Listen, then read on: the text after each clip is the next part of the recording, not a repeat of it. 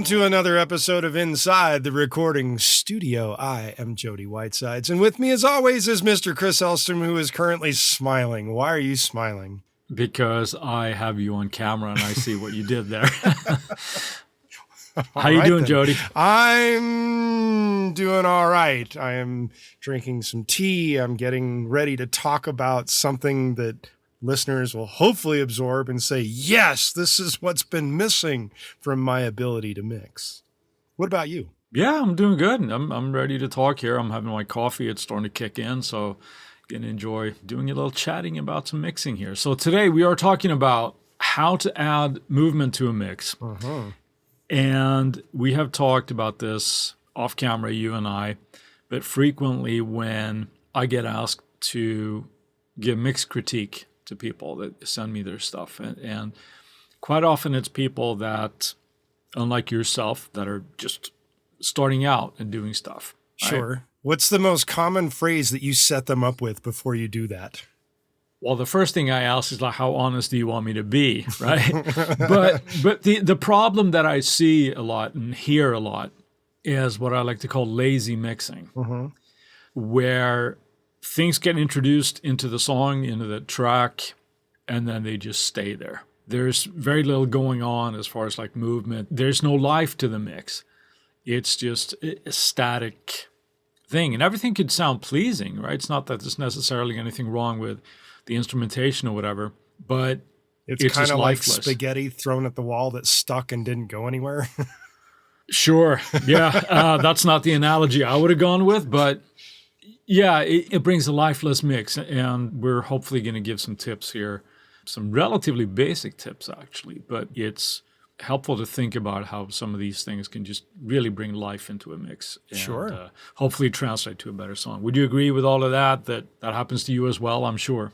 To an extent, yes, but generally the first thing I open up with when I get asked to do it is, do you want me to tell you the truth or tell you that you're the greatest thing since sliced bread? Because that way I can save myself a whole lot of time. Yes, no, that's true. And I would say that if you're not ready to hear the truth about your mix or whatever it is, then don't ask, right? Or if you want just somebody to pump your tires, then it's like, okay, I'll tell you that. Yeah, it's awesome, but you ultimately end up lying to yourself. Sure. Right? Yep. There's taste and stuff involved, but there's opinions as well. Exactly. Some more informed than others. That, and then you have to take into account, like, well, does this person have a point is there something that I should be working on here, or is it something that I could ignore? But anyway, let's dive right in. The first thing I kind of hinted at here, that everything is static. Yep. Level automation, super easy to do today. It's not like we have to do the Adam Mosley Rush mix when there's 10 of them sitting by the table, right? Well, but they're doing movement when they're doing that, and they have all those hands moving things and going on. So there's a whole lot of movement when it actually goes. Exactly, and that's my point. Today we're sitting with a DAW, so there's no excuse to not have these movements happening in your mix. Right. Exactly. What is something that you tend to do with first when you think about level automation? Is that something that you do on just about every track, or how do you treat that? I'm going to preface this by saying it has a lot to do with the performance of the instrument or track in question. Are you saying it's content dependent? No, not necessarily content dependent. It's not exactly content dependent. It is more performance dependent, because some performers are very good at being dynamic in the right place and time. Others, not so much. Gotcha. So when they're a good dynamic performer, you don't have to touch the fader nearly as much unless something gets a tad too extreme, which generally speaking doesn't happen a whole lot if they know what they're doing. But let's say they don't know what they're doing. They're either going to keep that performance at a static level, or they might overdo it by getting too quiet in one spot and too darn loud in another. And of course, if those two things of confluence happen in some way, shape, or form, you have to start moving faders to affect that situation, to either even it out or actually add the movement back in. Yeah, I would agree with that. That's one aspect of it. But let's say on the flip side of that, that you have an instrument that by its very nature is not super dynamic. Let's say that you have like a distorted guitar, right? Generally not a whole lot of dynamics going on there. Then I'm talking about level automation in the sense that, okay, well, let's say this wall of guitars comes in and kicks you in the face right at downbeat of bar one, right? Did I lose a tooth in the process? Yes, quite, yes. Okay. If it's heavy enough, you will. All right. But then, you might bring them down, even if it's just a couple of dB in the verses, for example, like to make that breathe a little bit. And it doesn't have to be drastic movements, but a little bit can go a long way here. So I'm talking about those kind of level automations as well. Yep, I agree. I would do that. Yeah, you mentioned performance-wise, right? Yes. Let's say probably the most dynamic instrument is the voice, right? How people play along with that mic, and if they do, and if you need to project more, if they have the technique like you're alluding to, that they back off a little bit when they do that, or if they're just screaming into the mic and then they're blowing the whole thing, right? You might have to ride those as well. So having the vocal sit properly, it's probably heavy use of vocal automation there before you get to any kind of processing, I would say. Yes, to an extent. In terms of the vocal, I'm going to slightly disagree with that. I will tend to find the loudest portion of the track and set the compression and things mostly to that. And then for the softer portions, I will ride that into the compression a little bit so that you get that slightly more even nature of the dynamic of the performance. Does that make sense? Because if you set it and you're doing all that prior to going into everything, then you don't quite get the same dynamic out of it, I guess would be a best way of saying it in what I'm trying to cut across here.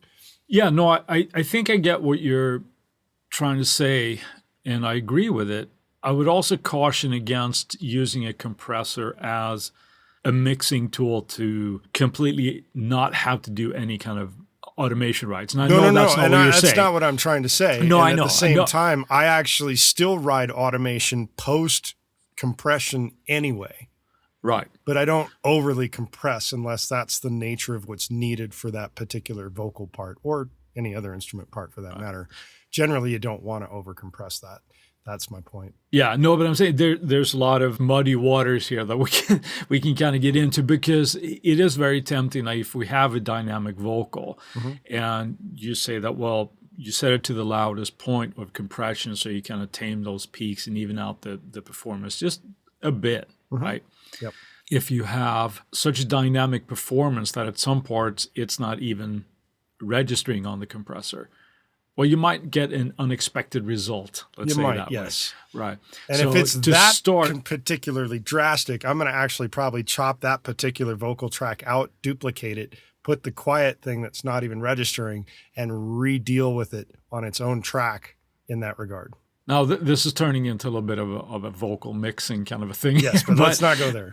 Yeah. Let's say that everything is performed well anyway with the vocals and everything, but there's still some automation perhaps going on. Maybe there are more instruments coming in on the chorus, so you might have to bump the vocal a couple of dB to make it have the presence that you want, as opposed to just saying, oh, the vocal sounds awesome by itself.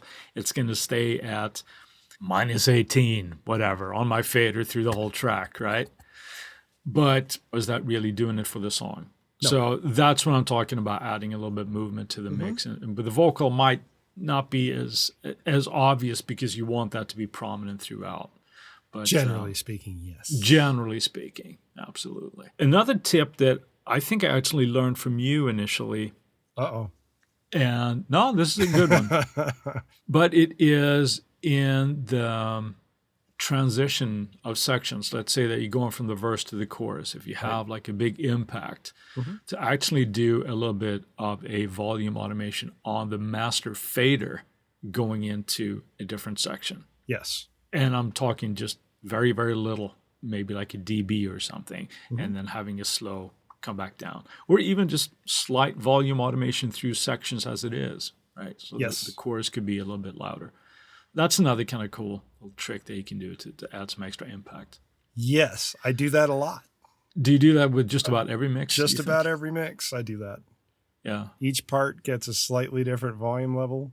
just to get that additional interest. You bring the verse down, you bring the pre-chorus up a little bit, you bring the chorus up a little bit more. There's a little bit more to the automation than that because I'm doing another, like, as you say, a bump right on the downbeat of each section to really make that section pop when it hits that part, if it needs it. Some songs you don't do that, but I would say 97% I'm doing that.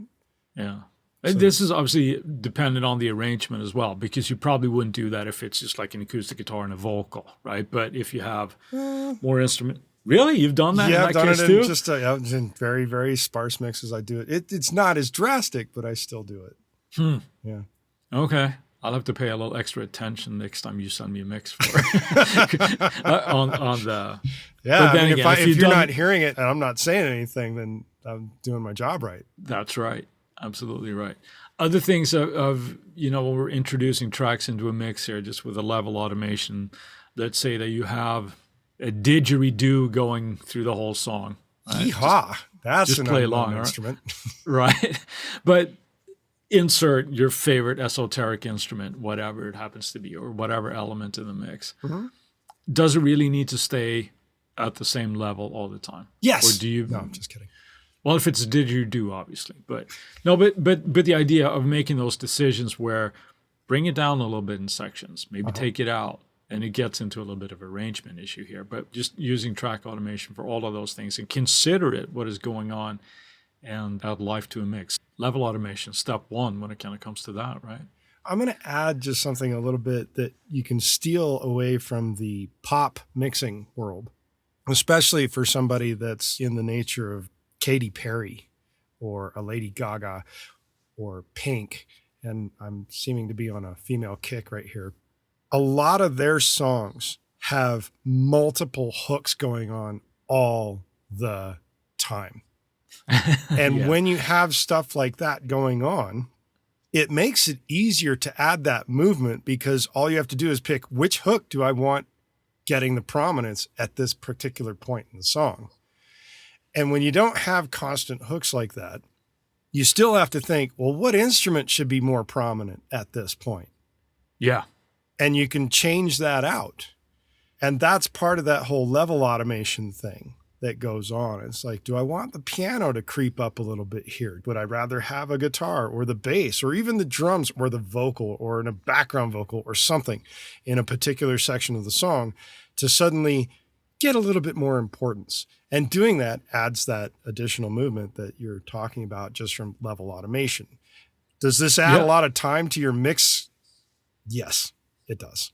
Yeah, but it's worth it in the end. I mean, unless you're on a super crunched deadline, right? We have to turn a track in, but it does add a lot to it. And it's always so frustrating when you've done a mix and you listen back to it perhaps years later even, right? And you go, oh, I wish I would have done this or I would have done that. I should have done those. Well, do all those things while you're doing it. Yeah. Well, the other thing too is you might not be thinking about it. So you need to grab the ruler 20 years later and slap yourself on the back of the hand and be like, bad mixer.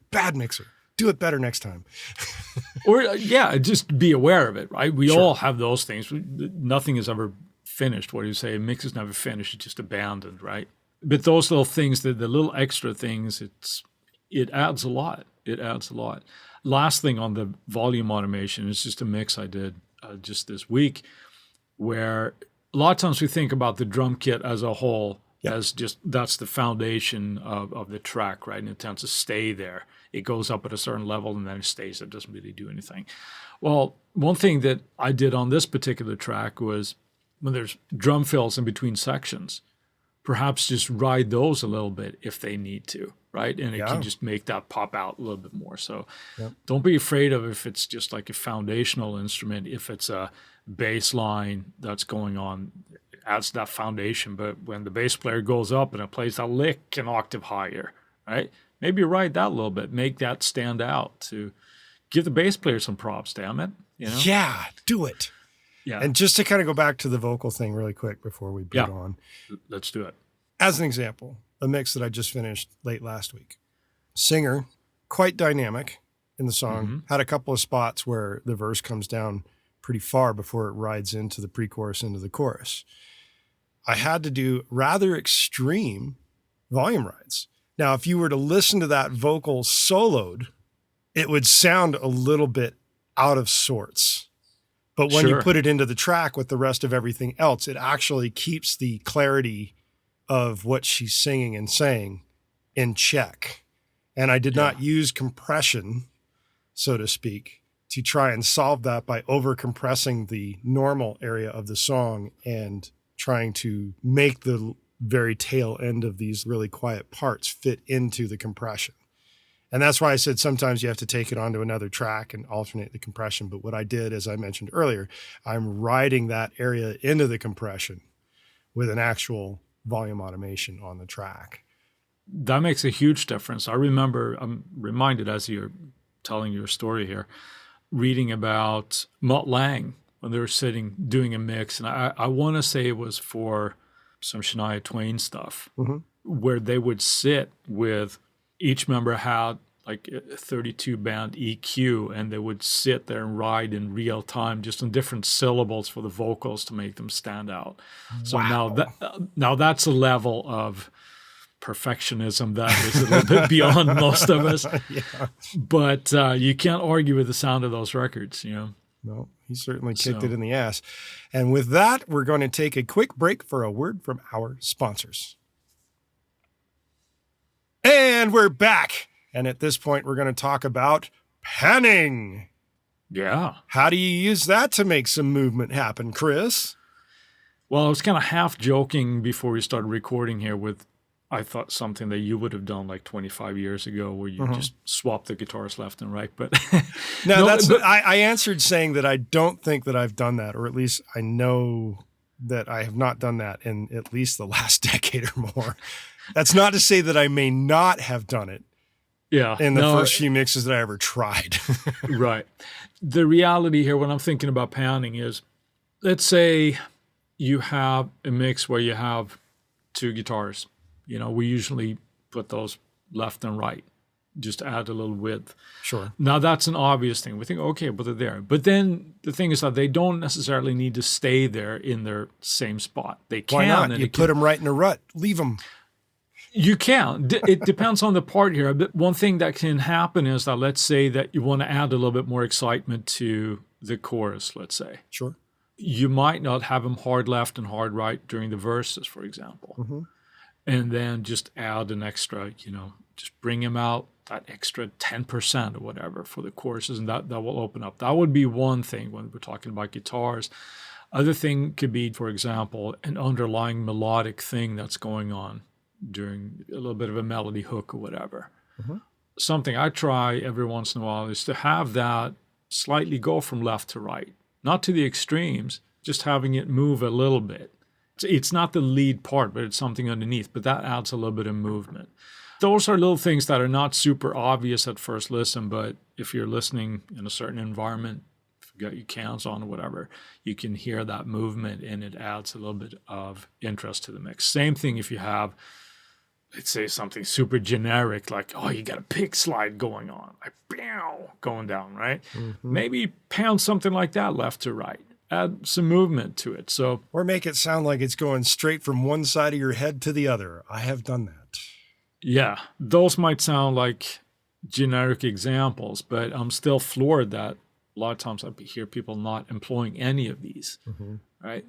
I think things can become sort of generic and cliche for a reason, right? It's because they usually work. Well, the other thing that we need to be thinking about coming with the 3D listening technology coming to headphones is hopefully not having shit circling around your head too often. Yeah. Well, it's like just because you can doesn't mean you should, right? And also little panning things. And then, of course, when it comes to anything, it's easy to think, oh, okay, well, we got a little bit of tinker on piano on this song, right? I'm just going to stick that right down the middle. No, leave that for the bass and snare and kick and vocals, right up the middle. Pan it off a little bit to the side or do something. Yeah, adding some movement there. And even if they're not drastic moves, think about where you're placing things. Yes, and I can think of one mixing engineer who's actually done very, very well for himself, who abides by a very simple rule. It's either center, hard left, or hard right. He does nothing in between. Yeah. And CLA. It works for him. Yeah. I think that would bore the shit out of me, but Definitely doing very well. Moving on from panning, though, what's our next little thing that we want to discuss? Well, the next thing that we can do is like little splashes of effects, right? And I'm thinking delay throws or anything where you have a delay line coming in on the end of a vocal line, for example. Sure. And that could bounce all over the place if you want to. Just little splashes that just kind of go, ooh, what was that? You know, and what you just described, I just did this morning before we were recording this podcast on a mix. There you go.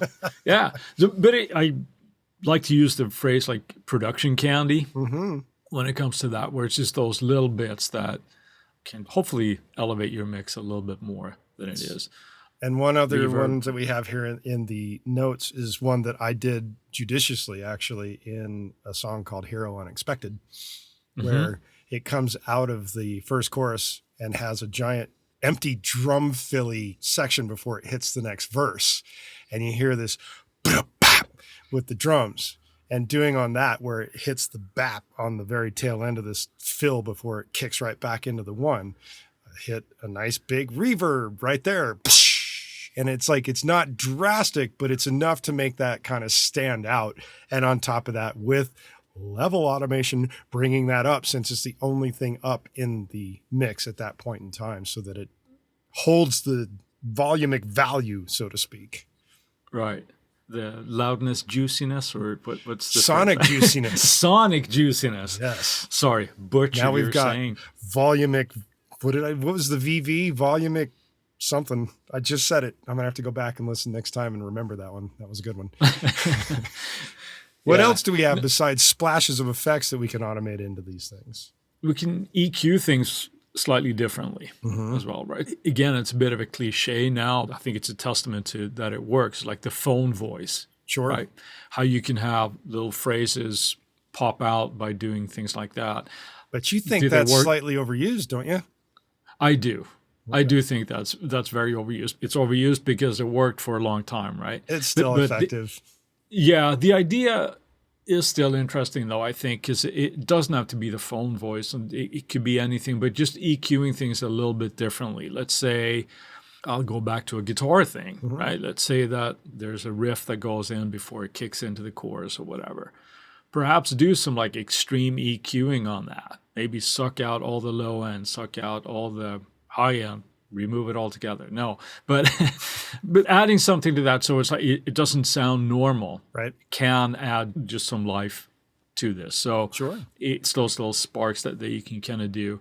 Again, with automation of EQ, using filters and just having those automate through so that they creep up or they come back down. That's something. Well, it's a big thing in the EDM world. They do that a lot. Yeah, I was just going to say that really make that breathe and pump and just like, what the hell is going on here? Something's about to blow up, right? Good way of describing that. It's about to blow up. Yeah, exactly. So in a world before mixes.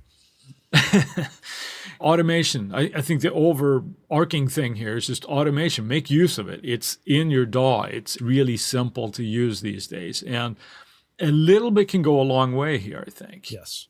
Speaking of cliches, another thing, we're talking about going into different sections. What's the biggest cliche ever when you're going from one section to the next? Reverse cymbals, baby. Absolutely. Yeah. I got real good with those. Yeah. I did it. I've got it in a demo of a song I'm about to go in and produce in the next month or so. Oh, for shame. Oh, yes. But I haven't used it in probably a year or two. So it's like, it feels new again. There you go. But then again, you can treat that different. It doesn't have to be just the naked cymbal that's reversed. No. I tend to mess with a lot of things when I do that. Yeah. And you know what? I shouldn't pretend to be on my high horse here because I just did the same thing, to be honest. Yeah, it was a mix coming out, and it was a section that ended with 2 crash hits, right? And then there was a big drop. And what I did as the crashes were ringing out, I reversed them. Reversed them as they're coming back in, so it had this sort of swooping thing going back in. Nice. So in other words, you're in a glass house and you just threw your own rock. Oh hell yeah, yeah, absolutely. I am no better than anybody else. All right then. Yeah. Anything else of this that you'd like to kind of bring in? No, I think the biggest thing is going back to the beginning where you're saying lazy mixing. And I know both you and I have been guilty of it early on in the career kind of thing, because Sure. you're thinking, oh man, this is sounding so cool because I'm working on this by myself. And as an example, I just gave feedback to a friend of mine, and of course, I've given the standard, do you want me to tell Listen it's to the greatest thing podcast, since right? sliced bread, or do you want me to be truthful? And what makes it hard is he wanted me to be truthful, but at the same point, he already released it. At that point, is it really beneficial? But I listened to it and I gave him feedback. And several of the things that we've discussed were all things that came up.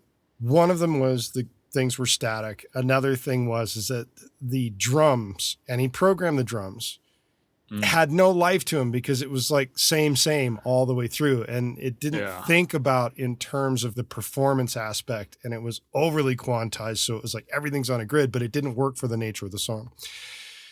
The vocal was the biggest thing that I gave him the most grief about, because he put so much chorusing effect on the vocal all the way through that it was hard to hear the words. And it was one of those things where it's like, dude, back it off. The effect is cool, but the problem is that it's too loud and it's all the way through. It needs to come in and out to give a splash of the effect now and then. That was my opinion. And so he took it all. He didn't get angry about any of it, which was great. Essentially, the idea here is that he did a lot of the things that we're now talking about in this particular episode. Unfortunately, he didn't hear it prior to this. To do these things in moderation and to not overdo it unless the effect sells the point that you're trying to get across. And it's usually not 100% of the time is the effect ever going to sell the entire thing. You have to use things in moderation. That is my gut feeling on that. Yeah. Absolutely agree. Because, I mean, we're talking about this and it makes it sound possibly like you have to automate everything through the whole song. No, that's why I mentioned if the performance is great, you don't have to do as much. Yeah, but it's also a little bit goes a long way, right? It could be just a matter of a couple of dB here and there, right? Just so that something is happening. But have it work for the song to kind of get the emotion across as well, right? You know what else really drives this home? What's that? Having something like the UF8 or the PreSonus Studio 16, is that what the thing's called? The automated DAW boards, where you can just ride faders with your hands so that you're not trying to draw all this shit in. Things like that, the SSL UF8 would be great, and all those things. Yeah, so that's a workflow thing, but if you have that, I think you bring up a good point. And even if it's like the fader port where you just have one fader, like the PreSonus thing, right? It's easier to do that. Put the track into write mode or latch or whatever, and then ride that fader right where it is, and boom, you're done. Well, it makes it a lot easier, that's for sure. Yeah, as opposed to opening it up and drawing it in. We can still do that, and it's obviously there's no excuse for not doing that if we don't have a controller. To round off this, I guess, it's easy to get when we're sitting and we're doing this by ourselves and we're not letting anybody else hear the mix before, like your friend there actually released the track. Right. Which I have to say, well, at that point, why are you asking feedback for the mix for? But we can get so in our own heads that when we're sitting and we're listening to it again and again and again, that we can lose perspective of what is actually happening. And like all of us, it can be really hard to be objective about our own mixes. Sure. Right. Taking a step back or letting somebody else hear it, because they might go like, hey, Chris, that guitar comes in right there, that doesn't work, or it's too loud, or I can't really hear it. Perspective, and add some movement to the mix with some automation, man. Oh, yeah. Life back into it. Yep. So let's get some different perspective on something else now called the Friday Finds. What have you got this week, Chris? Well, you know me, Jody. I do. And if you've been listening to the podcast for a while, you're probably aware I'm a huge Heaviosity fan. You don't say. I do say. I love Heaviosity. I love their stuff. And they have a new freebie. Ooh. They have a new series called Foundations. And I mentioned them in the past, but we got a new sample instrument from Heaviosity. It's called Nylon Guitar. In true Heaviosity fashion, it is more than just a well-sampled acoustic guitar. Oh boy. So you can use it to create pads and all this kind of stuff. There's also a shocking lack of distortion in it. But for a nylon guitar, you don't say. Well, from being heaviosity, but it is a really, really cool thing. And even if you don't think like, oh, I don't need a nylon string guitar, I'm not doing this and that, but it is so much more than that. It's awesome to create pads and all sorts of just like rhythmic beds and things in your track. And it's free. So it's good. Yeah, nylon guitar from Heaviosity, and part of their Foundation series, is my Friday find. Fun. And what about you? What have you got for us? I'm going with something that I believe is called tat-tat. I think that's what it's called. It's T-A-T-A-T. That sounds like a Star Wars character. It does, doesn't it? It's very, very close. It's like the at things that they had, but with a T in front of it. It's a MIDI plugin by a company called K Devices.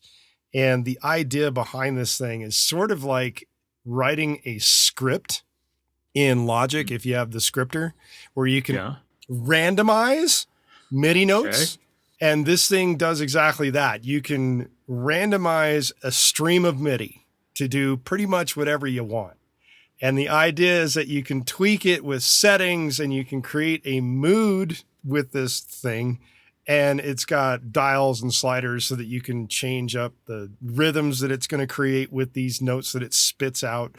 And what it does is essentially randomize just notes with velocity, patterns, and lengths and all that kind of thing. So you can create some really funky, crazy, maybe somewhat atonal shit with this, but it has moments of brilliance where you can then go back and say, at this point where it did this, select that, keep that, and move on. And then you can also use whatever you want to keep as something that can be a foundation for where it jumps off next. And it keeps that vibe going with that piece that you select. So if you're really into randomizing and doing crazy odd stuff with MIDI, tat-tat or ta-a-tat, I don't know how to pronounce it, from K Devices is your go-to. Sounds like that would be a really cool thing if you're doing a lot of like sound design or something. Could just to come up with like esoteric stuff. Sure. Cool. But it can also do chords. So, I mean, it's not like it's just straight linear lines. It can do chords as well. Nice. Yes. While we've got your attention, we ask that you go to InsideTheRecordingStudio.com and sign up for our mailing list. Doing so will get you weekly reminders about the Tuesday tips when they come out, and we'll make sure you don't miss any future episodes of the podcast. Send us an email at goldstar, GOLDSTAR, at InsideTheRecordingStudio.com with the word movement, and you'll get something cool back in your inbox. If you have a topic of suggestion for Chris and I to explain in a future episode, contact us at the contact page and we'll put it into consideration for a future episode. And with that, I'll say, see you next week. Thanks for listening, everybody. I'll talk to you later, Jody.